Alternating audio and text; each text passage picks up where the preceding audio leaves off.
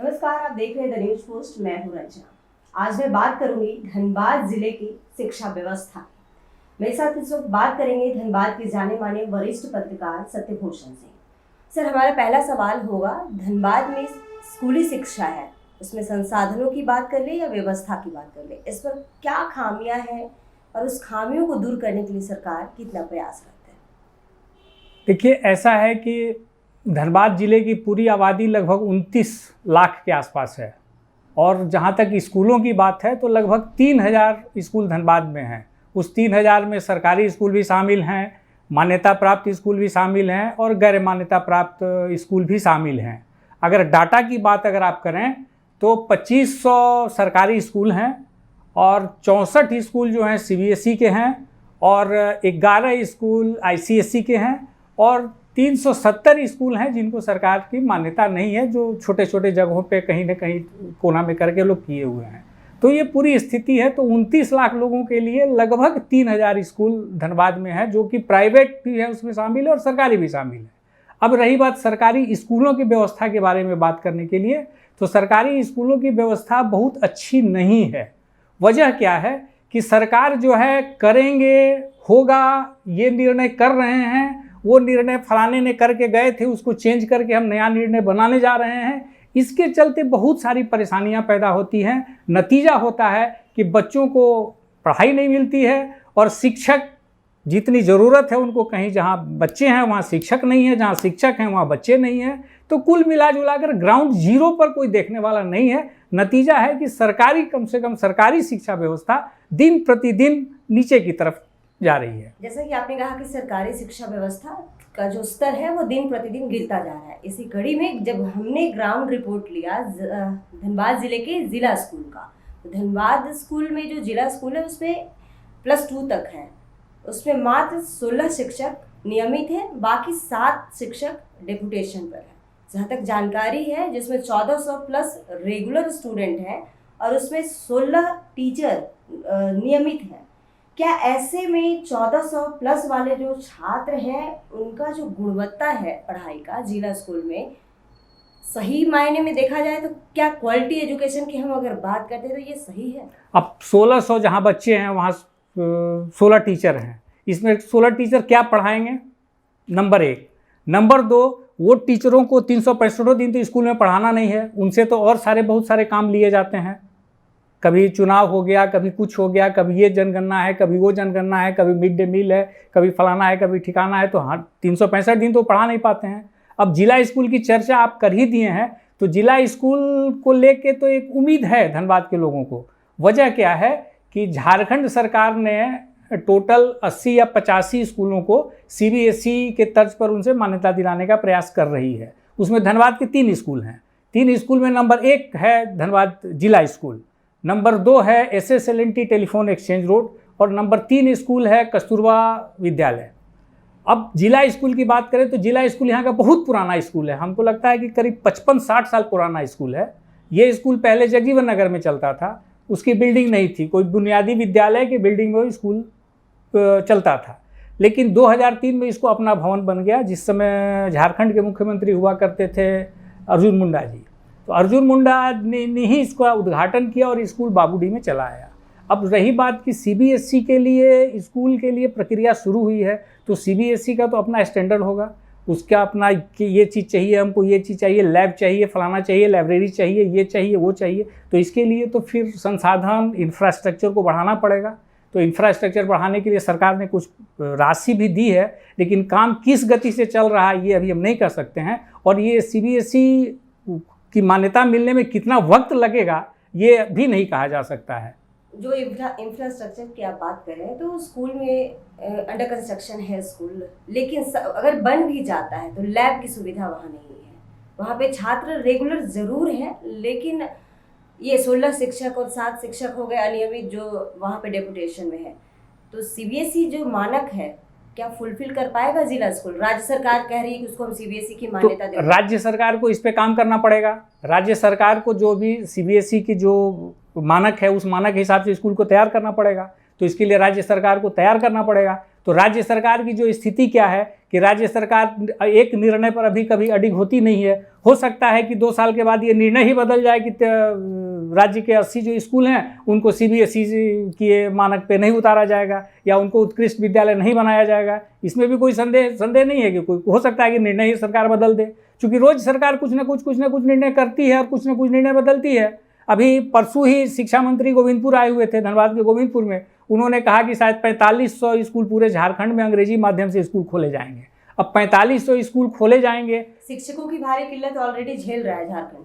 शिक्षकों की किल्लत के बावजूद तो उनमें ये भी कहे कि 26,000 शिक्षकों की चूंकि ये पंचायत चुनाव की अधिसूचना जारी हो गई है, इसलिए उन लोगों की बहाली नहीं निकाल पाए, और इसके बाद हम 60,000 शिक्षकों की बहाली निकालेंगे। तो गे गा और होगा, इसी बीच में झारखंड की शिक्षा व्यवस्था जो है वो धीरे धीरे निचले पायदान की तरफ बढ़ रही है, मेरा ऐसा मानना है। इसी कड़ी में जब हम झारखंड राज्य में ही अगर बात कर ले तो धनबाद जिले की जो जिला शिक्षा पदाधिकारी हैं प्रबला खेस, क्या कुछ कह रही हैं जिला स्कूल का जो इंफ्रास्ट्रक्चर है, रेगुलर शिक्षक है, इस पर क्या कुछ कह रही है, आप देखिए, पहले उनको सुनिए। राज्य स्तर से सभी जिलों के लिए उत्कृष्ट विद्यालय के लिए चयन किया गया है। उसमें धनबाद जिले में 3 स्कूल हैं, लेकिन प्रथम स्तर पर जिला स्कूल को CBSE से एफिलेटेड के लिए उसकी प्रोसेस चल रही है, और अभी ये पूर्णतः शुरुआत नहीं हुई है, ये प्रोसेस चल रही है अभी, क्योंकि CBSE से एप्लीकेशन के लिए उसका प्रोसेस अभी जारी हो गया। उसके मानक को धीरे धीरे करके फुलफिल किया जा रहा है। जब तक कि वो वहाँ से वो संचालन के लिए अनुमति नहीं मिल जाती है, तब तक के लिए उसको चूँकि वहाँ शिक्षकों की संख्या जो है तो वो है ही, उसके बाद में वहाँ शिक्षकों के प्रतिनियोजन की भी प्रक्रिया की गई थी, और वो ऑनलाइन उसको अप्लाई कराया गया था सभी शिक्षकों से, और स्टेट लेवल से ही चयन करके उसको भेजा गया था। उसमें से हम लोग कम शिक्षक को ही अभी जिला स्कूल में प्रतिनियुक्त कर सके हैं, क्योंकि उसको जिला शिक्षा स्थापना समिति से भी पारित करा करके उसको देना था। उसमें ये भी निर्देश था कि वैसे विद्यालय के बच्चे प्रभावित ना हो जहाँ से शिक्षक जिला स्कूल आ रहे हैं, और उसी को मद्देनज़र रखते हुए हम लोग कम शिक्षक को ही यहाँ दिए हैं। इसकी प्रोसेस दोबारा होने को जा रही है, और दोबारा होते ही वो फुलफिल करने लगेगा। जैसे ही वहाँ से एप्लीकेशन आएगा ये फुलफिल होता रहेगा, धीरे धीरे होकर के ही होगा। धीरे अभी मतलब टाइम लगेगा। 16 शिक्षकों पे जिला स्कूल चल रहा है। हाँ, डिप्रेशन नहीं है, फुलफिल तो करना पड़ेगा। उसके लिए जो केवल जिला स्तर से काम नहीं चल रहा है, वो स्टेट लेवल से भी काम चल रहा है, इसलिए उसको फुलफिल कराने के लिए जो भी प्रोसेस करना पड़ेगा वो स्टेट के स्तर से हो रहा है। लैब की सुविधाएं अभी नहीं है, आप देख रहे होंगे वहाँ भवन का निर्माण किया जा रहा है, अंडर कंस्ट्रक्शन है, और उसी के तहत में वहाँ भवन का काम किया जा रहा है। सारी सुविधाएं वहाँ देने के लिए ही वो इंफ्रास्ट्रक्चर अभी खड़ा किया जा रहा है। अब रजिस्ट्रेशन का काम तो हो गया, अब देखिए उसके बाद में प्रोसेस में आज अगर इसी वित्तीय वर्ष से अगर शुरू होता है तब तक तो हमारा इंफ्रास्ट्रक्चर पूरा नहीं हो पाएगा, लेकिन जब शुरुआती दौर में कुछ तो कठिनाइयाँ होती है, उसको भी मद्देनज़र रखते हुए अब उसको स्टार्ट करने का आदेश दिया जाएगा। बिल्कुल आने वाले दिनों में जब शिक्षक वहाँ आ जाएंगे तो क्वालिटी बेस जरूर होगा।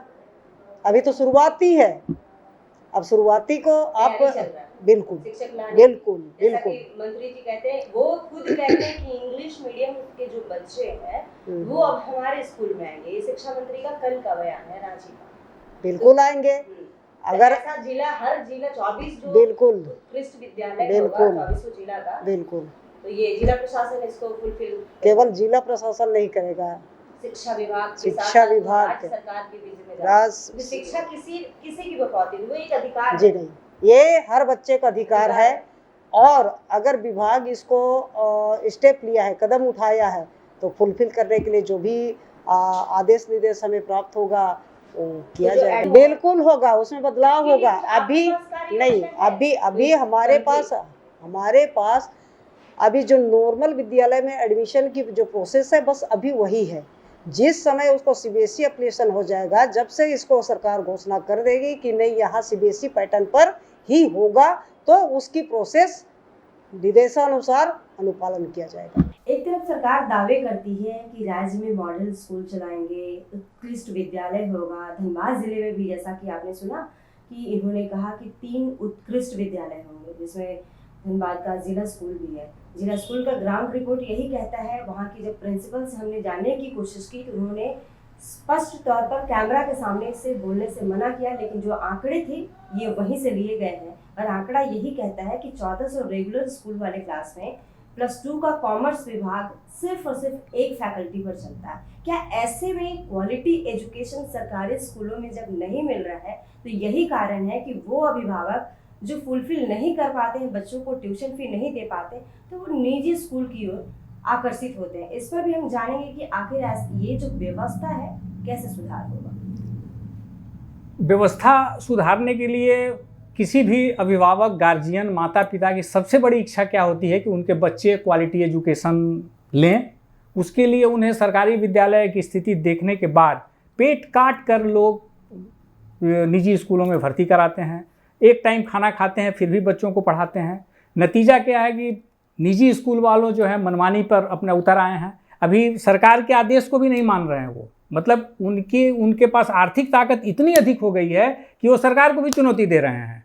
और व्यवस्था ऐसी है कि 2017 में कैबिनेट से पास हुआ झारखंड में कि क्या शुल्क समिति जिला स्तर पे होगी, तो धनबाद में उसका गठन 1922 में हुआ, माने 5 साल के बाद हुआ। नतीजा क्या हुआ, 5 साल तक ये जो निजी विद्यालय वाले हैं वो अभिभावकों को परेशान करते रहे और अभी भी अभिभावक परेशान हो रहे हैं। अभी भी कोई निर्णय हुआ नहीं है कि कोरोना काल का फीस लेंगे नहीं लेंगे। अगर कोई भी गार्जियन, कोई भी अभिभावक अपने बच्चे को निजी विद्यालय में पढ़ाता है तो उसकी क्या स्थिति है और उसे कितनी परेशानी उठानी पड़ती है वो तो वो अभिभावक ही बता सकता है। लेकिन करे तो क्या करे, सरकारी स्कूलों की शिक्षा बढ़िया है नहीं, बच्चों को पढ़ाना भी ज़रूरी है, तो बेचारे पेट काट कर ही जाते हैं। लेकिन निजी तरफ झुकाव बढ़ रहा है।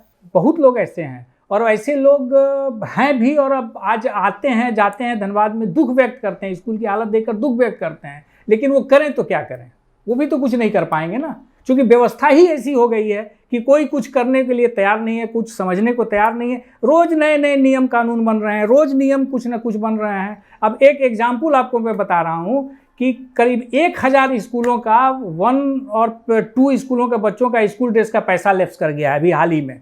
अब बताइए, उन बच्चों के लिए 350 रुपया मिलता है उनको यूनिट ड्रेस के लिए और क्या क्या, 350 रुपया वो लैप्स कर गया है 1000 बच्चों का। तो ये नियम, ऐसा नियम क्यों बनाया जाता है भाई?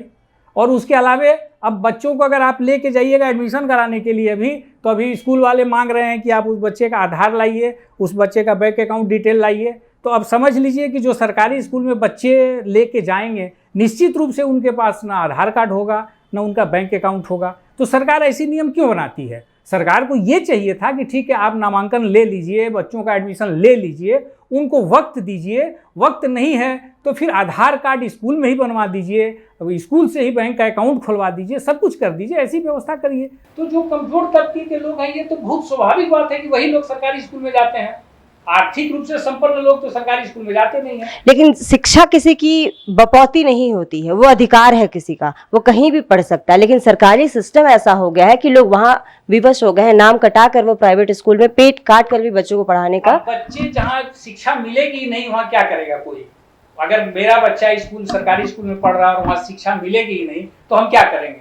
कर्ज काट देंगे, जमीन बेच देंगे, पेट काट लेंगे, कैसे भी करके पढ़ाएंगे बच्चे को, छोड़ तो सकते नहीं है, मजबूर है। सरकारी व्यवस्था को अगर ठीक नहीं लोग जब तक करेंगे तब तक ये स्थिति बनी रहेगी। लोग, अभिभावकों की मजबूरी है, उसका फायदा निजी विद्यालय वाले उठाते रहेंगे और सरकार वाले लोग सिर्फ अपने पीठ थपथपाते रहेंगे, हमने ये कर दिया, हमने वो कर दिया, हमने वो कर दिया। सरकारी व्यवस्था की बात कर ले तो हमारे सहयोगी इन्होंने स्पष्ट तौर पर कहा कि जो सरकारी व्यवस्था बनाई जाती है, सरकारें आती हैं व्यवस्था बनाती, फिर नई सरकारें आती हैं व्यवस्था बनाती, लेकिन होता कुछ भी नहीं है। गार्जियन विवश होकर वो किसी भी तरीके से अपने पेट काट कर क्वालिटी एजुकेशन के लिए बच्चों को निजी स्कूल में एडमिशन करवाते हैं। और निजी स्कूल है कि अपनी मनमानी को करने से उन्हें कोई नहीं रोकता, क्योंकि वो सरकार की भी बात को नहीं सुनते हैं। बने रहिए इसी तरह की खबरों के लिए द न्यूज़ पोस्ट के साथ। नमस्कार।